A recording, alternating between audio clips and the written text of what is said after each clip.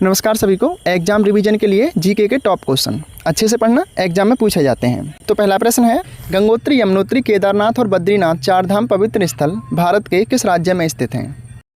तो इसका सही उत्तर हो जाएगा ऑप्शन बी, उत्तराखंड में। नेक्स्ट क्वेश्चन है,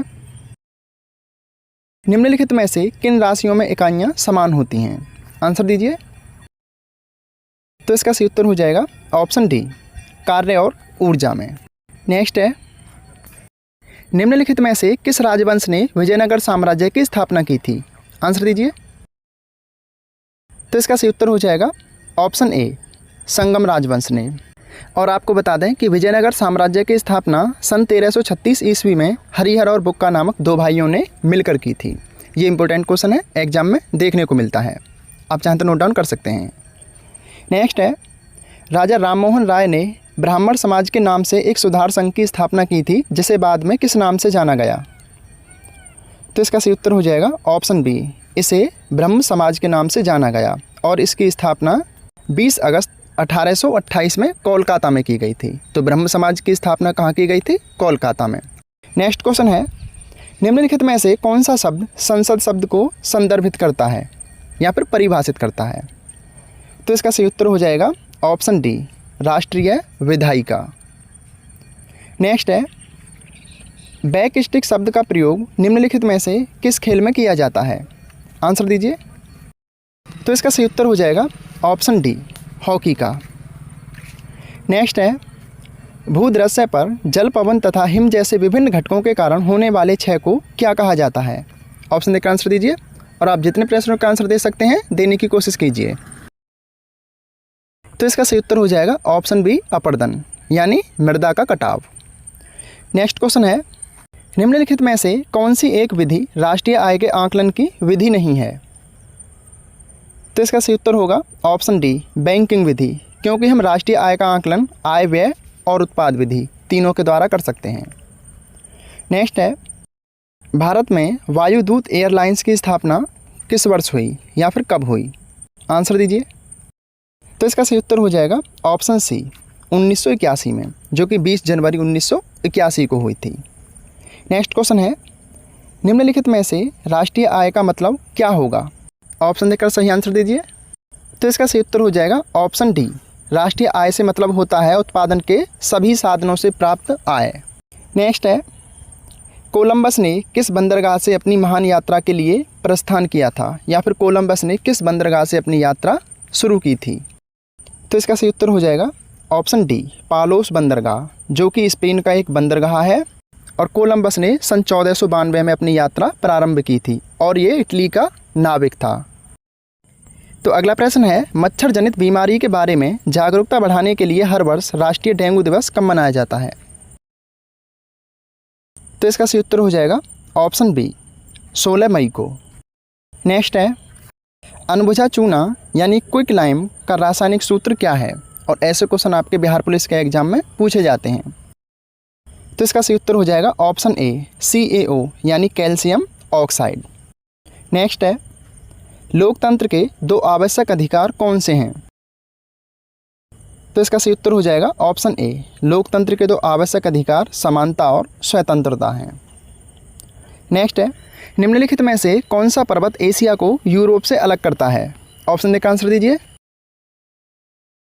तो इसका सही उत्तर हो जाएगा ऑप्शन सी, यूराल पर्वत। कभी कभी ये एग्जाम में पूछ लिया जाता है कि यूराल पर्वत कहाँ स्थित है, तो ये यूराल पर्वत एशिया और यूरोप महाद्वीप के बीच स्थित है। नेक्स्ट है, भारतीय निशानेबाज हृदय हजारिका और नैन्सी मंधोत्रा ने हाल ही में ISSF विश्व कप में कौन सा पदक जीता है?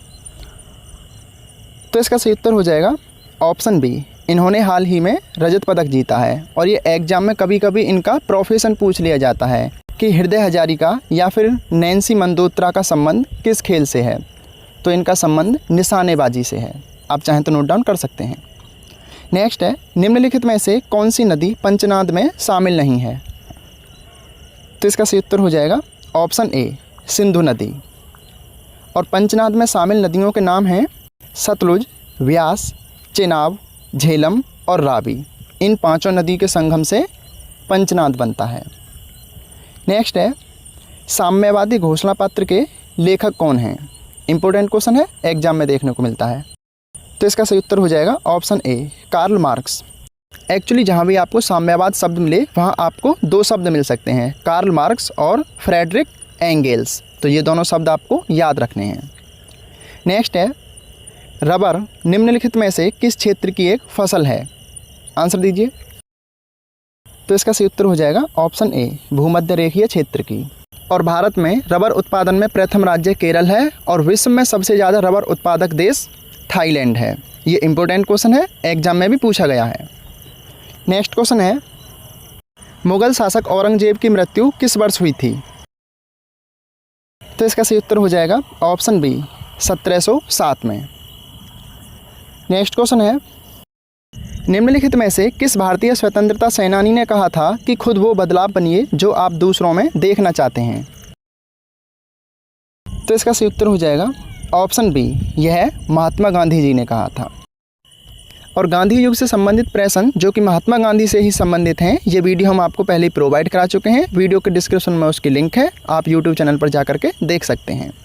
नेक्स्ट क्वेश्चन है, निम्नलिखित में से भारत के कौन सी पंचवर्षीय योजना मुख्य रूप से गरीबी हटाओ, रोजगार के अवसरों के सृजन और अन्य उद्देश्यों के साथ कृषि उत्पादन पर केंद्रित थी? तो इसका सही उत्तर हो जाएगा ऑप्शन डी, 5वीं पंचवर्षीय योजना। अगर आपको पंचवर्षीय योजना के नोट्स चाहिए तो आप बता दीजिए, टेलीग्राम पर वैसे भी हमने ये आपको प्रोवाइड करा दिए हैं, क्योंकि यहाँ से भी क्वेश्चन देखने को मिलते हैं। नेक्स्ट है, कालिदास सम्मान किस वर्ष स्थापित किया गया था? तो इसका सही उत्तर हो जाएगा ऑप्शन सी, वर्ष 1980 में। नेक्स्ट है, इंटरनेशनल म्यूजियम डे कब मनाया जाता है? आंसर दीजिए। तो इसका सही उत्तर हो जाएगा ऑप्शन बी, 18 मई को। और इंटरनेशनल म्यूजियम डे को हिंदी में अंतर्राष्ट्रीय संग्रहालय दिवस कहा जाता है। नेक्स्ट है, जट जटिन किस भारतीय राज्य का प्रमुख लोक नृत्य है? तो इसका सही उत्तर हो जाएगा ऑप्शन सी, बिहार राज्य का।